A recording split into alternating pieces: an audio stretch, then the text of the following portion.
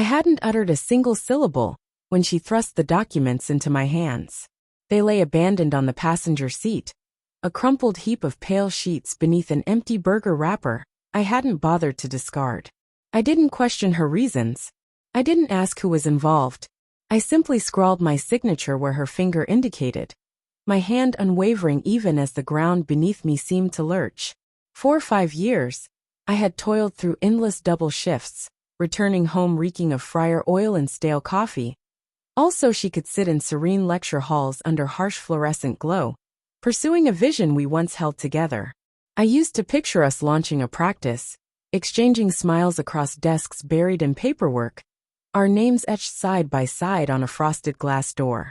I dreamed of aging together in a home brimming with books and warmth. But now, the only sound I recalled was her laughter, sharp, incredulous, as I backed out of the driveway for the final time. I didn't glance back. The streets melted into inky streams, streetlights warping through the rain-streaked windshield. I drove until the town faded into barren fields, and the fields gave way to rugged mountains. Somewhere along a desolate stretch of fractured pavement, where the only noise was the rhythmic patter of rain on the car roof, I pulled over. I sat there until a cold numbness seeped into my bones, heavy as a winter frost. For a time, vanishing felt like enough. I stumbled upon a small town without a single traffic light, where a diner needed someone willing to mop floors after closing. I rented a tiny apartment above a laundromat, the constant drone of washing machines filling the night. The air carried the scent of bleach and worn detergent, but it was mine. No one knew my name unless I chose to share it. I pieced myself back together from fragments. There were moments when I nearly forgot the precise cadence of her voice, evenings when I believed I'd outpaced the shadow of our past. Yet in the stillness, her laughter would return, jagged, mocking, echoing through the cramped apartment until I smothered it with the clatter of the radiator. A decade passed, folding into faint hidden scars. Then last week, my ancient flip phone, rarely used, flickered to life on the counter. A missed call. Then another and another. The number was unfamiliar. I muted it and returned to scrubbing dishes, the scalding water and slick soap grounding me. By morning, the screen glared with 169 missed calls and a single message. Please. I need you.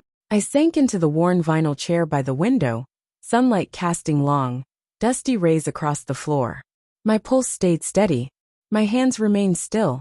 I just sat, letting the quiet settle over me once more.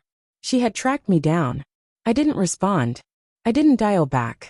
Instead, I drove to the lookout perched above the town, where fields unfurled like a vast emerald sea. The breeze carried the scent of wild sage, tugging at my jacket like a familiar companion. I stood there for hours, the earth solid beneath my boots, the world's soft hum carrying on without me. I thought of the man who'd packed his life into a battered sedan and fled under a sobbing sky. I thought of the boy who believed love could conquer all. I thought of the woman whose laughter had chased me into exile.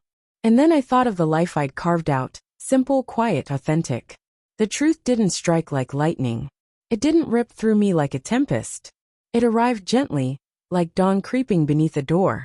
I no longer owed her my silence, but I didn't owe her my words either. On the way down the mountain, I flung the phone into the river. It skipped once, twice, then sank into the dark current. The ripples faded, leaving no trace of its existence. Life grew even quieter after that. Some evenings, I sit by the window, a mug of black coffee cooling in my hands, and I reflect on how grief hollows you out. If you let it, something new takes root in the empty spaces, something tougher, fiercer, less desperate for affection. Loving someone doesn't mean surrendering yourself. It took me 10 years to grasp that. Perhaps that's the true story. Not the betrayal, not the laughter, not the escape, but the man who learned to remain. To stay where he was valued. To stay true to his own heart. To stay free.